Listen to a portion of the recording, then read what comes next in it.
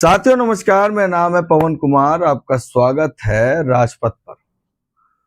राजपथ उत्तर प्रदेश पर आज हम बात करेंगे यूथ पॉलिटिक्स को लेकर।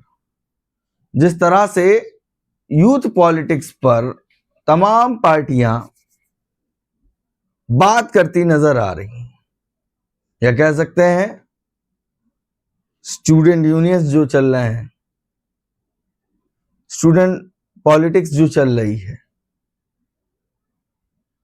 ये सभी कहीं ना कहीं यूथ लीडरशिप से कनेक्ट करती है। बहुजन समाज पार्टी में यूथ पॉलिटिक्स के लिए या यूथ वोटर्स को अपनी ओर अट्रैक्ट करने के लिए जो सबसे महत्वपूर्ण है काम करना, वो इस वक्त किस कगार पर है, इसको हम समझने की कोशिश करेंगे। इस पर एक वीडियो मैं करने वाला था, मगर व्यस्तता के कारण 2 दिन से निजी कार्यों से मैं आपके बीच नहीं आ पाया। इस पर भी हम बात करेंगे, मगर फिलहाल कुछ बातों को मैं रख कर जाऊंगा। बसपा ने कहा 50% भागीदारी युवाओं को, माफ करिएगा, बसपा सुप्रीमो ने कहा 50% भागीदारी युवाओं को दिया जाए, जो काम करना चाहते हैं, जो बहुजन समाज पार्टी के साथ आना चाहते हैं। उस यूथ की कितनी भागीदारी हो पाए उस 50% में, इसका आंकड़ा लगाना अभी मुश्किल है। बहुजन समाज पार्टी लगातार, या बहुजन समाज पार्टी के नेता लगातार इस बात को कह रहे हैं कि यूथ पॉलिटिक्स में बहुजन समाज पार्टी भी आगे आना चाहती है, मगर मौजूदा हालात देखने के बाद तमाम बिंदु निकल के सामने आ रहे हैं। फिलहाल हम एक वीडियो आपके बीच में लाए हैं 18/4/2026 को। ये बाराबंकी विधानसभा की दरियाबाद ग्राम पिपरौली बीएसपी के तत्वाधान में बाबा साहब डॉक्टर भीमराव अंबेडकर की जयंती मनाई गई, जिसमें शामिल हुए विश्वनाथ पाल, बसपा के प्रदेश अध्यक्ष। मुख्य रूप में विश्वनाथ पाल को वहां पे बुलाया गया, और वहां का जो मंजर था और जो थंब पे आपने फोटो देखा, वो यूथ अट्रैक्शन है। युवा क्या चाहता है? युवा काम करना चाहता है, और जो एज गैप है उसको यूथ ही यूथ को कनेक्ट कर सकता है। यूथ पॉलिटिक्स के लिए जिस तरह से लीडरशिप को काम करनी चाहिए, वो कहीं ना कहीं बहुजन समाज पार्टी में अभी 30-40% छोड़ दीजिए तो उस तरीके से नहीं दिख रही। ना कागजों में दिख रही है, ना कमेटियों में दिख रही। एक कार्यक्रम हुआ जिसके बारे में आपको बताया। इस कार्यक्रम में बहुजन समाज पार्टी के विश्वनाथ पाल पहुंचे, और विश्वनाथ पाल ने, जो उत्तर प्रदेश के प्रदेश अध्यक्ष हैं, उन्होंने सभी युवाओं का हौसला अफजाई किया। तमाम बातें ऐसी रखी जो कुछ नहीं हो सकती, कि यूथ को क्या करना है, बीएसपी क्यों जरूरी है, मिशन मूवमेंट की बात भी रखी। और सभी युवाओं को उन्होंने माला पहनाया, उनका स्वागत किया। और सबसे अच्छी चीज ये देखने को मिली कि इस वक्त इस कार्यक्रम में जो पदाधिकारी हैं वो नीचे दिख रहे हैं, मगर बसपा में नए लोगों को मंच साझा करते हुए देख रहे हैं विश्वनाथ पाल भी उनके साथ मंच साझा कर रहे हैं। ये चीज देखने को मिली। ये वीडियो आपके पास मैं लाया हूं। ये वीडियो मुझे सोशल मीडिया से मिला, और मैं आपसे एक बात और कहना चाहता हूं। बीएसपी के इस कार्यक्रम में जो वीडियोस मुझे आपके द्वारा मिल पा रही हैं, या आप कहीं कार्यक्रम देख रहे हैं, तो राजपथ उत्तर प्रदेश पे इन खबरों को लगाया जाएगा, मगर कैमरा लैंडस्केप फॉर्म में हो, मतलब लेटे हुए फॉर्म में वीडियो बनाएंगे तो आसानी से लग जाता है, क्योंकि खड़े मोबाइल में और लेटे हुए फॉर्म में फर्क होता है। तो जो खबरें इंपॉर्टेंट होंगी, आपके बीच भेजनी होगी तो राजपथ पर दिए गए नंबर पर आप भेज सकते हैं।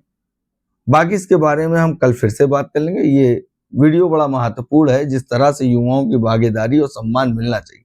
इसके बाद युवा पूरी तरीके से ताकत झोंक देता है। तो वहीं पे बसपा के प्रदेश अध्यक्ष पहुंचे, उन्होंने सम्मान किया, तो युवाओं के अंदर एक नया ऊर्जा देखने को मिला, जो आपके सामने मैं पेश कर रहा हूं। इस वीडियो को देखिए, अंत तक देखिएगा, वीडियो को शेयर भी करिएगा, चैनल को सब्सक्राइब नहीं किया तो सब्सक्राइब भी कर दीजिएगा और बेल आइकन भी दबा दीजिएगा। कैसा लगा हमारा वीडियो कमेंट करके जरूर बताइएगा। तब तक के लिए धन्यवाद। के सेक्टर खजुरी के ग्राम पिपरौली में संविधान के निर्माता बोधिसत्व बाबा साहब डॉक्टर भीमराव अम्बेडकर साहब की जयंती समारोह बड़े धूमधाम से। इधर विशेष के रूप में माननीय दिग्विजय गौतम जी मणिकुंडल प्रभारी हैं, माननीय अजय सदर, प्रदीप गौतम जी संयोजक भाईचारा, उमेश गौतम संयोजक भाईचारा, राधेश्याम रावत एडवोकेट जी, कहाँ राधेश्याम जी? भारत ही नहीं पूरे विश्व में जिनकी जयंती मनाई जा रही है, भारत ही नहीं पूरे विश्व में जिनकी जयंती मनाई जा रही है, वो इकलौते इस देश के हमारे महापुरुष परम पूज्य बाबा साहब डॉक्टर बी.आर. अम्बेडकर साहब, जिनको हम लोग भगवान भी कहते हैं। भगवान इसलिए कहते हैं कि इस देश में तमाम देवी देवता भगवान हैं, उसी में हमारे डॉक्टर बी.आर. अम्बेडकर साहब हैं, जिन्होंने इस देश का संविधान का निर्माण किया। और अगर संविधान में हम लोगों को, इस देश में रहने वाले सभी जाति धर्म समाज के लोगों को अगर जगह नहीं मिलती, तो आज ये जो हमारे नौजवान मंच पर खड़े हैं, इनके गले में जो माला है, ये शायद मौसम नहीं होता। ये बाबा साहब के संविधान की देन है, वरना इस देश की व्यवस्था ऐसी रही है कि इस व्यवस्था के तहत तमाम ऐसे लोग अपनी मां के कोख से इंसान के रूप में तो जन्म लेते थे, लेकिन हमें इंसान नहीं समझा जाता था। तालाब में जानवर पानी पी सकता था, लेकिन हम लोगों को तालाब में भी पानी पीने का अधिकार नहीं था। और ये आपको बाबा साहब से देखना चाहिए। बाबा साहब कोई गरीब घर के नहीं थे। बाबा साहब हमारे सूबेदार मेजर के बेटे थे। इसके बाद भी सूबेदार मेजर के भी बेटे, तो बाबा साहब को क्लास के बाहर खुद की ले गई हुई पट्टी पर बैठना पड़ता था। बाबा साहब को विद्यालय में जो घड़े में पानी रखा रहता था, अगर बाबा साहब को जिस दिन विद्यालय में पियून ना आया हो, चपरासी ना आया हो, कोई आदमी अगर ऊपर से पानी डालने वाला ना हो, तो ये जिन बाबा साहब की पूजा हो रही आज पूरे विश्व में, देश में, इन बाबा साहब को पूरा दिन प्यासे रहना पड़ता था। घर पहुंचने के बाद ही उनको पानी मिलता था। और बाबा साहब कितना संघर्ष किए हैं, अगर उनके बारे में हम बताएंगे तो पूरी रात बीत जाएगी, बात नहीं करेंगे। इस देश में बाबा साहब की जो पूजा होती है, जो जयंती मनाई जा रही, अभी आपने देखा कि 14 अप्रैल को जो उत्तर प्रदेश की पूर्व मुख्यमंत्री थी माननीय बहन कुमारी मायावती जी, जब हमारी बहन जी सत्ता में थी, तो इस देश में 1952 से उठ पड़ता आया है। जिन बाबा साहब के बनाए हुए संविधान से देश चलाया जाता था, ऐसे महापुरुष बाबा साहब की फोटो पार्लियामेंट के अंदर भी लगभग 90 तक नहीं लगाई। मूर्ति लगाने की तो बात छोड़ दो। लेकिन जब मान्या बहन जी सरकार में आई तो इस देश के सबसे बड़े प्रदेश उत्तर प्रदेश में 3 बार गठबंधन में, चौथी बार फुल फ्लैश अपने दम पर सरकार बनाई गई। और मान्या बहन जी ने इस देश के सबसे बड़े प्रदेश उत्तर प्रदेश की जो राजधानी है, जिसको जब लोग पहले जाते रहे होंगे तो कूड़ा बनाकर लोगों ने रखा था, इस देश के सबसे बड़े प्रदेश उत्तर प्रदेश की राजधानी लखनऊ को अगर सजाने संवारने का काम कोई किया और अपने महापुरुषों के सम्मान में स्मारक, पार्क, सामाजिक परिवर्तन स्थल अगर किसी ने बनाने का काम किया तो बहन कुमारी मायावती जी ने करने का काम किया। सम्मानित साथियों, इस देश में भगवान बुद्ध जो है वो कोई गरीब घर से नहीं थे। भगवान बुद्ध जी भी एक राजे रजवाड़े के घर के थे, राजा के घर के थे। लेकिन भगवान बुद्ध जी इस देश में मानव को मानव समझा जाए, इस देश में समता मूलक समाज की स्थापना हो, इसके लिए वो संघर्ष करने निकल पड़े। और जो भगवान बुद्ध जिन्होंने राजपाट छोड़ करके मानवतावादी व्यवस्था पैदा करने के लिए इस देश में, ये मान्य भंते जी हैं हमारे बीच में, ये आप बताते होंगे, देश में भटके हैं। यहाँ तक कि हमारे भगवान बुद्ध जी को भी बौद्ध भिक्षु बनना पड़ा, भोजन दान लेना पड़ा। इसके लिए इस देश में इंसान को इंसान समझा जाए, मानव को मानव समझा जाए। और इतना नहीं, आज अगर आप सर्च करोगे, देखोगे तो पूरे विश्व में सबसे ज्यादा देश में अगर पूजा हो रही है, सबसे ज्यादा देशों में, तो वो भगवान बुद्ध जी की पूजा हो रही है। बाबा साहब ने भी नागपुर में भगवान बुद्ध की दीक्षा ग्रहण किए और भगवान बुद्ध की विचारधारा सम्राट अशोक जी ने भगवान बुद्ध की विचारधारा को, उनके कार्यों को फैलाने का काम पूरा किया। लेकिन सम्राट अशोक के राजपाट जाने के बाद भगवान बुद्ध की जो चर्चा प्रचर्चा होती थी वो बंद हो गई। भगवान बुद्ध की विचारधारा को आगे बढ़ाने वाले सम्राट अशोक, राजा सम्राट अशोक, चक्रवर्ती राजा सम्राट अशोक, उसके बाद बाबा साहब के विचारों को लेकर चलने वाले मानवर कांशीराम साहब, और मानवर कांशीराम साहब ने अपने जीते जी, इन हमारे नौजवानों को हो सकता ना पता हो, लेकिन ये अपने बाप दादा से जब पूछेंगे तो मानवर मसीहा कांशीराम साहब ने लखनऊ में एक बहुत बड़ी रैली लक्ष्मण मेला मैदान में किए थे। लक्ष्मण मेला मैदान में जो रैली मानवर मसीहा कांशीराम साहब ने किया था, पूरे देश के लोगों को बुलाया था। बड़ी गंभीर बात है, इसको आप लोग समझो।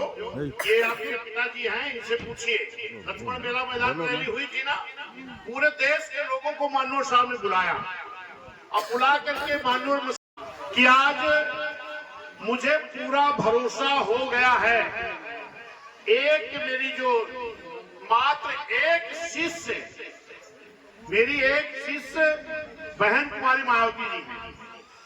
आज मैं कई लाखों के लोगों के बीच में, कई लाख लोगों को पूरे देश से मैंने इसलिए बुलाया है कि जो हमारी एकमात्र शिष्य हैं बहन कुमारी मायावती जी, आज मुझे भरोसा हो गया है कि भगवान बुद्ध की विचारधारा को, बाबा साहब की विचारधारा को, बहुजन समाज में जन्मे अन्य सभी संत गुरुओं महापुरुषों को की विचारधारा को, चाहे संत रविदास जी हो, संत कबीर जी हो, ज्योतिबा फुले जी हो, छत्रपति साहू जी हो, बाबा साहब हो, पेरियार रामास्वामी नायकर हो, पेरियार ललई यादव जी हो, जो भी महापुरुष हैं, मानव साहब ने कहा इन सभी महापुरुषों की विचारधारा को आगे अगर कोई बढ़ा सकता है तो अकेली एकमात्र मेरी शिष्य हैं जिनका नाम बहन कुमारी मायावती। और मुझे ये भरोसा है महापुरुषों की विचारधारा को भी मेरी सोच और विचारधारा को और जिस पार्टी को मैंने बनाया है, किसने कहा? मानव साहब ने। महापुरुषों की विचारधारा को आगे बढ़ाने की बात हो, चाहे मेरी बनाई हुई पार्टी को आगे बढ़ाने की बात हो, चाहे मेरी विचारधारा को आगे बढ़ाने की बात हो, आज मुझे पूरा भरोसा हो गया है कि एकमात्र शिष्य बहन कुमारी मायावती जी मेरे विचारों को, पार्टी को आगे लेकर चल सकती हैं। इसीलिए माननीय कांशीराम साहब ने अपने जीते जी बहन कुमारी मायावती जी को लक्ष्मण मेला मैदान में अपना एकमात्र उत्तराधिकारी घोषित करके गए। जानते हो आप लोग कि नहीं? उत्तराधिकारी घोषित करके गए। अगर माननीय मसीहा कांशीराम साहब ने अपने जीते जी एकमात्र उत्तराधिकारी अगर बहन जी को घोषित करके गए हैं, नौजवानों ध्यान दो इस बात के लिए, आप लोग खड़ा किया। अगर माननीय साहब अपने जीते जी एकमात्र उत्तराधिकारी अगर मान्या बहन जी को घोषित करके गए हैं, तो बीच में दूसरा चेला पैदा नहीं। सही है कि गलत? और माननीय साहब ने कहा कि अब इसको लेकर के चलेंगे। आज तमाम लोग मैं देखता हूं, जब 2007 में पूर्ण बहुमत की सरकार बीएसपी की बनी, तो ये हमारे बहुजन समाज के लोगों ने नारा दिया कि यूपी हुई हमारी है, अब दिल्ली की। जैसे जो दिल्ली में बैठे लोग थे उनके सीने पेट में दर्द हो गया, और तमाम हमारे पिछड़े समाज में, मुस्लिम समाज में, एससी समाज में भी तमाम नए नए दल तैयार कर दिए कि ताकि जो जनता का गठबंधन तैयार हुआ 2007 में, दलों का गठबंधन बीएसपी ने नहीं किया था, जनता का गठबंधन। किसका? एससी का, एसटी का, ओबीसी का, मुस्लिम का और न्याय पसंद ब्राह्मण क्षत्रिय वैश्य समाज का एक जनता का गठबंधन 2007 में तैयार हुआ, और उसी जनता के गठबंधन के बल पर मान्य बहन जी पूर्ण बहुमत की सरकार बनी। और जब पूर्ण बहुमत की सरकार बनी, तब आप लोगों ने नारा दिया यूपी हुई हमारी है, अब दिल्ली की बारी है। तब क्या किए? जो एकता बनी थी इसको खंडित करने के लिए तमाम नए नए दल तैयार कर दिए। हम उस पार्टी की बात कर रहा हूं जिसको माननीय साहब बनाए थे, हम उस नेता की बात कर रहा हूं जिसको माननीय साहब ने उत्तराधिकारी बना के गए थे, और जिस नेता को दिल्ली में बैठाने की बात कर रहे थे वो सपना हमारा ना पूरा हो। निषाद समाज में पार्टी, संजय निषाद भैया का, राजभर समाज में ओम प्रकाश राजभर भैया का, कुर्मी समाज में मन्नू प्रिया पटेल जी का, बाल समाज पार्टी, प्रजापति सर समाज पार्टी खड़ी हो गई। ये पार्टियां पहले नहीं थी। ये पार्टियां कब बनी? जब आपने बात किया हम दिल्ली पे कब्जा करेंगे, हमारे एससी समाज में भी तमाम पार्टी खड़ी की गई। और लोग क्या कहते? हम माननीय साहब उत्तराधिकारी हैं। कोई भी मान लिया हमने कि चलो माननीय साहब के चेले हैं, क्या कोई भी चेला अपने गुरु की बनाई हुई पार्टी का विरोध करेगा? कोई भी चेला करेगा? नहीं करेगा। कोई भी चेला क्या अपने गुरु के द्वारा बनाए गए उत्तराधिकारी का विरोध करेगा? राधे श्याम भैया करेगा? नहीं करेगा। अगर कर रहा है इसका मतलब किसी ना किसी बड़ी साजिश का शिकार हो गया है, हमें उसके पीछे नहीं पड़ना चाहिए। समझ गए नौजवानों की नहीं? इसीलिए हमने कहा आप लोग मंच में मेरे साथ खड़े हो जाओ। बात को समझो मैं क्या कह रहा हूँ।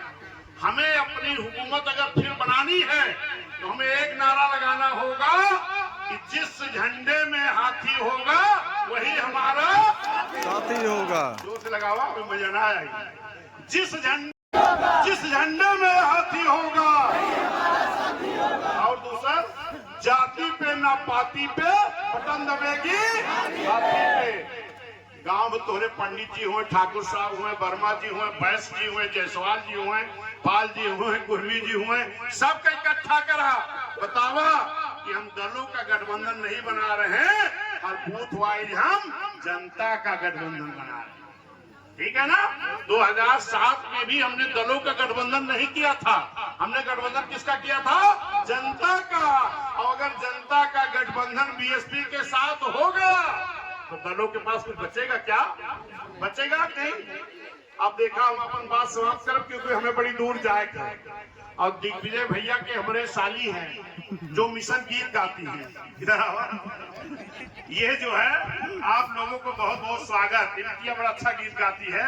कि दिग्विजय भैया हमारे कोऑर्डिनेटर हैं तो उनके रिश्ते में भी हैं ये, तो हम चाहेंगे कि ये बड़ा अच्छा गीत गाएंगे, लेकिन गीत के माध्यम से तमाम बात रखेंगे। वो बात रखेगी जो हम समय के अनुभव में रख नहीं पा रहे। समय के कमी के नाते जो बात हम नहीं रख पा रहे हैं वो क्या नाम, अनीता भारती जी अपनी बात को रखेंगी। आप लोग ध्यान पूर्वक सुनिएगा। और मुझे और कई तरह भीम बाबू जयंती मनाओ हो ना। जय भीम, जय भीम, जय भीम। बहुत बहुत धन्यवाद, शुक्रिया। लीजिए।